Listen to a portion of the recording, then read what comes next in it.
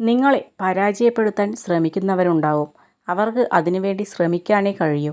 വിജയിക്കണോ പരാജയപ്പെടണോ എന്ന് തീരുമാനിക്കേണ്ടത് നമ്മളാണ്.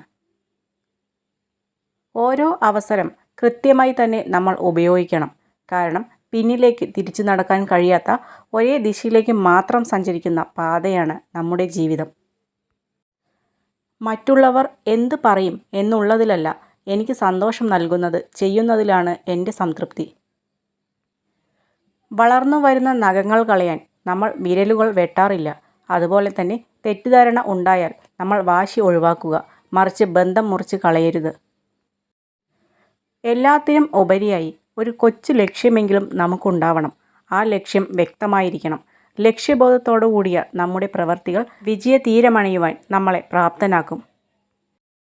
ജീവിതം സന്തോഷപ്രദമാക്കി തീർക്കാനുള്ള ഏക വഴി മനസ്സിനെ എല്ലായ്പ്പോഴും ശുഭചിന്തകൾ കൊണ്ട് നിറയ്ക്കുക എന്നുള്ളതാണ്. ഏതൊരു കാര്യം ചെയ്യാൻ തുടങ്ങുമ്പോഴും പരിഹസിക്കാനും പിന്തിരിപ്പിക്കാനും ആളുകളുണ്ടാകും. അവർ എന്തും പറഞ്ഞുകൊള്ളട്ടെ. അവർ നിങ്ങളുടെ ഉയർച്ച ആഗ്രഹിക്കാത്തവരാണ്. നിങ്ങൾ നിങ്ങളുടെ പ്രയത്നങ്ങളുമായി മുന്നോട്ടു പോവുക. പരിഗണന ഒരു സംസ്കാരമാണ്. അതാണ് ബന്ധങ്ങൾ ജനിപ്പിക്കുന്നത്. പരസ്പരം പരിഗണിക്കുകയും അംഗീകരിക്കുകയും ചെയ്താൽ ബന്ധങ്ങൾ വളരും. നല്ല വാക്കും പുഞ്ചിരിയും ആകണം ഓരോ വ്യക്തിയുടെയും മുഖമുദ്ര. ബന്ധങ്ങൾ വളരാനുള്ള ആദ്യ പടിയാണിത്. നഷ്ടം മറ്റൊരു ലാഭത്തിനു വേണ്ടിയുള്ള മാറ്റം മാത്രമാണ്. അതിനാൽ നഷ്ടത്തെക്കുറിച്ച് ചിന്തിച്ച് സങ്കടപ്പെടാതിരിക്കുക. പ്രശ്നങ്ങളെ അഭിമുഖീകരിക്കേണ്ടി വരുന്ന സന്ദർഭങ്ങളിൽ അല്പസമയം ശാന്തമായിരിക്കുക. അതിനുശേഷം നിങ്ങളെടുക്കുന്ന തീരുമാനം മികച്ചതായിരിക്കും. നിങ്ങളുടെ സന്തോഷം ഒരിക്കലും മറ്റൊരാളിൽ തേടരുത്. തനിച്ചാക്കപ്പെടുന്നൊരു ദിവസം അത് നിങ്ങളെ ഏകാകിയും ദുഃഖിതനുമാക്കും. ചെറിയ ചെറിയ കാര്യങ്ങൾക്ക് നിങ്ങൾ കാണിക്കുന്ന മുൻകോപം മുന്നോട്ടുള്ള വഴികളിൽ തടസ്സം സൃഷ്ടിക്കുക മാത്രമല്ല, മറ്റുള്ളവരുടെ മനസ്സിൽ വെറുപ്പും വൈരാഗ്യവും ഉണ്ടാക്കി വയ്ക്കുകയും ചെയ്യും. ആരെയും ഉപയോഗശൂന്യമായി കണക്കാക്കരുത്. കാരണം അഴുക്കുവെള്ളം കുടിക്കാൻ കൊള്ളില്ലെങ്കിലും അതിന് തീ കെടുത്താനുള്ള കഴിവുണ്ട്. നമ്മുടെ പ്രവൃത്തികളെ ആരും മൂല്യം കൽപ്പിക്കുന്നില്ല എന്നു കരുതി നമ്മൾ ലക്ഷ്യത്തിലേക്കുള്ള യാത്ര അവസാനിപ്പിക്കരുത്. നമ്മൾ അവർക്ക് വേണ്ടിയല്ല, നമുക്ക് വേണ്ടിയാണ് പ്രവർത്തിക്കുന്നത് എന്ന് മനസ്സിലാക്കി ലക്ഷ്യത്തിലേക്ക് നീങ്ങണം.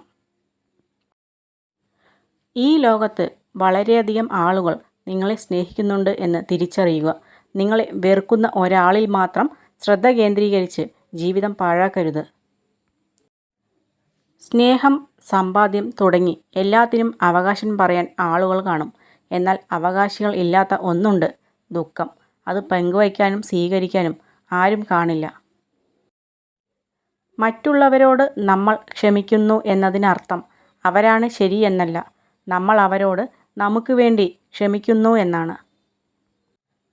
നമുക്ക് സന്തോഷവും സമാധാനവും നൽകാത്ത മുഴുവൻ ചിന്തകളെയും മനസ്സിൽ നിന്ന് ഒഴിവാക്കിയില്ലെങ്കിൽ മനസ്സെപ്പോഴും അസ്വസ്ഥമായിരിക്കും.